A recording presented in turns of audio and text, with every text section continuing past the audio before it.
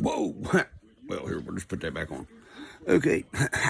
Hey, y'all. I've got a video that I want you all to see. It's done by my brother from another mother, Mr. Tony Wells. Y'all can find him over on Facebook. I'll put a picture of his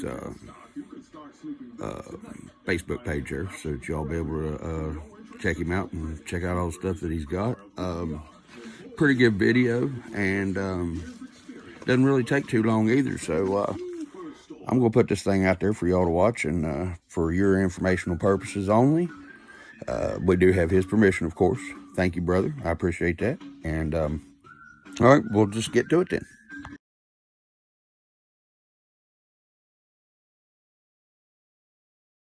All right, so there was his contact info and a picture of the tires that we're going to show you, that he's going to show you how to do. So let's just get to the video, and we'll talk about it here in a minute.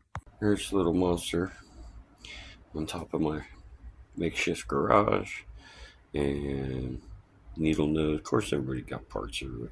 Anyway, here's the rubber I chopped off the tires. Some of it got away. That's most of it. I think I got 96% of it. The rest went somewhere else. I don't know. I'm sure I'll find it when I clean up. There's my little work area. So not only did I cut the tires the other night, I swapped out, see the blue hubs? Those are aluminum. They're about 2 grams each. And I put brass ones on last night that are 4 3/4 grams each.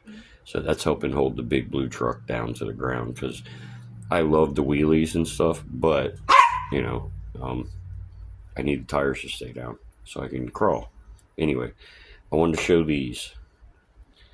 They're made by Crescent.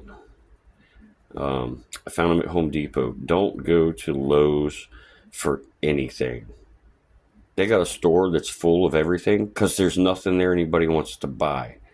So, and if you do find something there that you want to buy, they don't have it. That little section, the tiny section of the one thing you want, will not be there. But they'll have everything else. Anyway, Home Depot. These are wire cutters. But if you look, I don't know. Okay. See how they cut flush. Here's the blade side. Well, the top of the blade. The back side is not beveled. If you notice, like if you put wire cutters together, see how there's a bevel on the right side of that blade? Wire cutters or anything else you use will have that bevel on both sides of the blade. You'll never get all the way flat to whatever you're trying to trim or cut. Or these, you get them little suckers right there flat against what you want and snip it, and it's gone and it's flush and there's no little bumps after.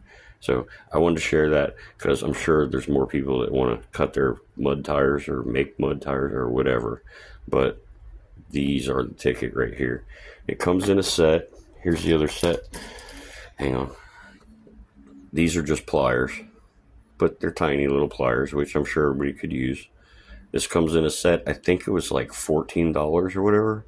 Well worth it. Anyway, I just want to share that. All right, guys, that was a great photo. And again, I just showed you his contact information. Go watch his stuff, man. He's got some cool rigs. Cool rigs. And some pretty good videos, too, for an old Ford driving guy. Yeah, my kind of people. Keep it up, brother.